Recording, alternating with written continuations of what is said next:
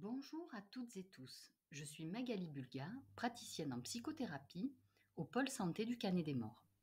Alors aujourd'hui, j'aimerais évoquer avec vous une question. La psychanalyse peut-elle être une voie d'accès vers plus de bonheur? Alors ce sujet, on pourrait l'aborder de différents points de vue, de différents angles d'approche.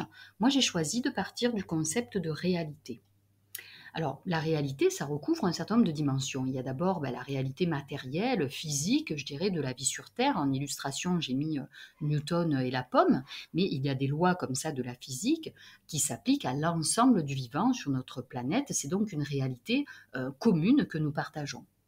À côté de ça, il y a aussi la réalité biologique de chaque espèce. Donc c'est une réalité qui est partagée par l'espèce, comme par exemple les oiseaux qui ont des ailes pour voler, les poissons qui s'oxygènent sous l'eau, mais c'est une réalité qui est commune uniquement à l'espèce concernée. Et nous, êtres humains, nous avons aussi notre réalité biologique que nous partageons tous. À côté de ça, nous avons la réalité psychique. Et là, on est encore dans quelque chose de plus singulier, puisqu'elle est vraiment unique à chaque individu. Cette réalité intérieure, cette réalité psychique, elle se construit au fil de nos expériences, de notre vécu, elle se construit très précocement, même avant la naissance certainement. Et elle fait que finalement, nous voyons le monde, nous l'interprétons, nous vivons dedans, comme si nous avions des lunettes de réalité virtuelle. Et ce que nous interprétons du monde, et ça, c'est ça un peu la conscience, hein, ça nous est vraiment tout particulier, unique à chacun. La conscience, c'est ça, c'est cette espèce de capacité de reporting de nos ressentis, de nos états d'âme, de nos émotions. Et ça, elle est propre à chaque individu. Alors moi, je me dis, est-ce que tout ça, c'est quelque chose qui représente un frein au bonheur? Est-ce qu'au contraire, c'est une voie d'accès vers le bonheur?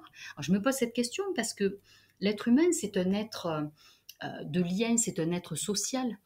Et de toute façon, sur la Terre, tout est en interdépendance. Cette notion d'interdépendance, on la retrouve en physique, mais aussi dans la tradition bouddhiste, notamment. Et ça dit quoi? Ça dit que sur cette Terre, rien n'existe en soi et par soi-même.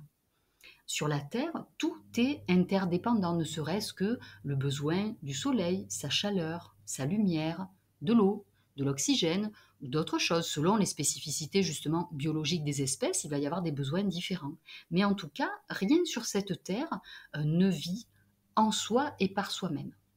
Et l'être humain encore moins, puisque c'est un être vraiment social. Vous prenez par exemple un bébé qui vient de naître, vous le nourrissez avec un robot, sans aucun échange, caresse, ni affectif, etc. Le bébé ne survivra pas. Il n'y a pas que le nourrissage qui participe à la survie et à l'épanouissement de l'individu.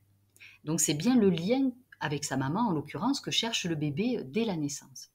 Donc du coup, je me dis, est-ce qu'on peut voir une contradiction ou une certaine opposition entre cette histoire de réalité psychique qui est très individuelle et puis cette histoire d'interdépendance et de lien qui est finalement la base de la vie sur cette terre. Et c'est là où je me dis, est-ce que la psychanalyse, ça peut apporter quelque chose à tout ça? Alors si on regarde la psychothérapie comme un travail d'introspection, un travail qui va faire qu'on va retirer peut-être ces filtres qu'on aurait sur ces lunettes virtuelles, retirer un peu les voiles qu'on a devant notre conscience, parce que notre réalité psychique, elle n'est pas uniquement faite de notre conscience. 80% des actes un peu de la vie quotidienne sont inconscients. Alors finalement, qu'est-ce qu'on connaît vraiment de soi-même? Avec le travail analytique, on va accéder à des choses plus inconnues, plus profondes, qui nous concernent, qui nous sont également uniques. Ce sera une autre forme de vérité qui sera toujours singulière, mais qui va peut-être permettre de vivre le lien au monde, à l'environnement, aux autres d'une manière différente, dans une conscience plus élargie. Alors pour conclure, parce que je pourrais parler pendant des heures de ce sujet-là, mais mes visuels ont vocation à être assez brefs, à pas vous prendre trop de temps. Donc pour conclure, je citerai Antoine de Saint-Exupéry. La perfection est atteinte non pas lorsqu'il n'y a plus rien à ajouter, mais lorsqu'il n'y a plus rien à retirer. Et c'est là encore où je peux faire ce parallèle avec le travail psychothérapeutique qui nous aide à retirer les voiles, qui nous empêchent de vivre dans plus de liens ou de liens plus sereins avec notre environnement.